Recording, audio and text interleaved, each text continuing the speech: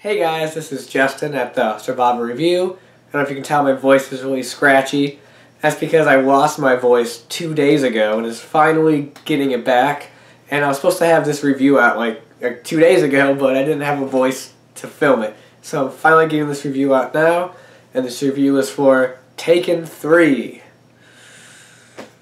I mean, I can tell it's January because I just saw a crap movie.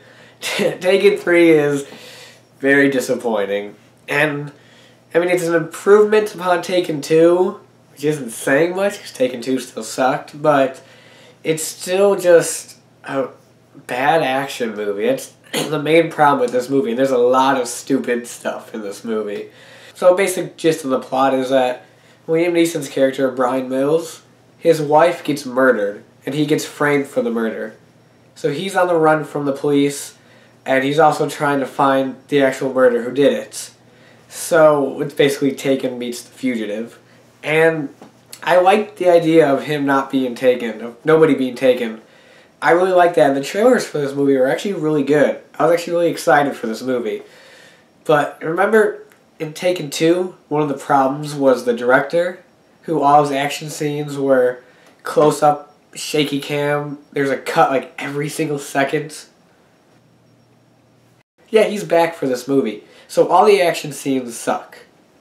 They're so like hard to watch and hard to understand what's going on, and so unengaging because the camera is shaking while being up close to the person, and I was counting it. They cut like every second. So there were a few moments in the climax of the movie where it wasn't cutting every second. There's some cool parts in the ending. This big part where when he goes. Liam Neeson goes to confront the big Russian bad guy. That scene was actually decent. But the rest of the action was so... Not only was it bad, but it was also just like bland and generic. There's a chase on a highway. I haven't seen that before. And there's just like a fight scene in a liquor store. And just that, a lot of stuff in this. The movie feels like it was shot... I mean, not feel like, it was definitely shot with an R rating, but was cut to a PG-13. And it really shows in this movie. Like every time somebody gets shot, it's off camera. You can never tell when somebody gets hit. Like you never tell where they get hit. There's a scene at the opening of this movie where the bad guy shoots this guy, and it looks like he shot him in the leg, but you don't see any impact. Then the next shot, the guy's dead. So I don't know where he shot him. And so it's so like hard to understand. And there's even a scene where they clearly dubbed over this guy's line to say a less offensive word. So instead of the F word, he said screw. And it was so obvious. And so this movie was so obviously cut down that it was ridiculous. And oh my god, there's so many stupid moments in this movie. There's literally a scene where they don't try to explain how Liam Neeson survives stuff anymore. There's a scene... This huge action scene involving his car like crashing down an elevator shaft, violently crashing, and when he gets to the bottom, it explodes. And in the next scene, very next scene, Liam Neeson's just walking on the phone, with no scratches or anything, nothing, perfectly fine. What? Even in Die Hard 5, which was an awful movie, but John McClane still got bloody. Liam Neeson doesn't get any blood, doesn't get any cuts or anything until the ending of the movie. So it was really unbelievable. And other than that, the movie I felt was just really dull. It was a very just dull sit. A lot of times I was just kind of sitting there just like... Okay. I don't know, I didn't find the movie... There wasn't any like inventive or like creative stuff. Because the thing about the first Taken, it's not that great of a movie. It's not the smartest movie, but it's clever. There's a lot of clever and cool moments. This really doesn't have any of those. It's just by the numbers, very basic, and just...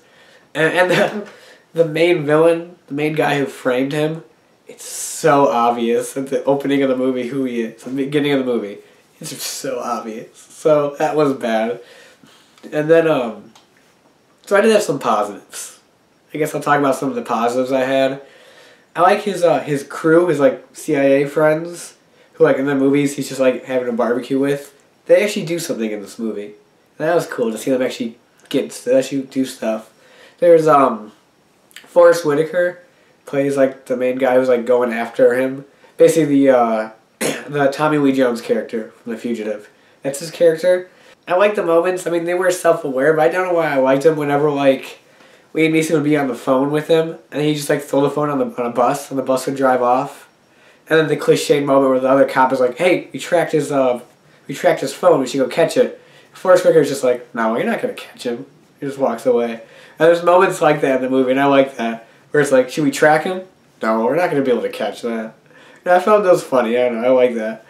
Those moments were good. Like, I didn't hate the movie. All the acting in the movie is fine. All the acting is good for what it is. I mean, Liam Neeson is Liam Neeson. But everybody else, I like the daughter was fine. Forrest Whitaker was cool. But it's just like a very bland movie. Like, a lot of stupid action, bad action, stuff that doesn't make sense. And I hope it's the last Taken movie. I mean, all the trailers advertise it as like, it ends here. But the movie doesn't play off like a final chapter. It just plays off like another sequel. Like, they could easily make a Taken 4 after this. It wouldn't be like weird. So, kind of similar to the last review I did, Rec 4, which is the last movie in that series, and it wasn't a big epic finale. It was just another movie that happens to be the last. And in this case, I hope it is. I love the first Taken. Again, not the greatest movie, just like a really fun action thriller that's clever. Taken 2 sucked. I don't hate it nearly as much as most people do. I think it's really bad, but I don't call it like the worst thing ever. And Taken 3 is a step up, but only a tad step up.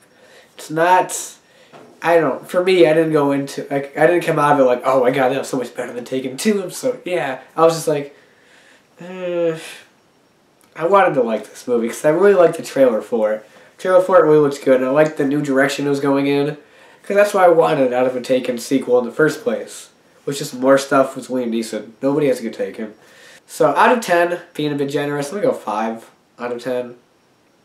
It's not a movie you really have to see. I mean, it's not going to kill you if you see it. If you want to see it, I'd say wait to rent it. You don't have to. It's not worth seeing it in theaters. Or just not watch Taken 3 and instead watch Taken and The Fugitive. It's a much better time, if you're asking me. So that's Taken 3, not the return to form that I wanted. Sadly, but whatever. And that's about it for now, and until next time, I'll talk to you guys later.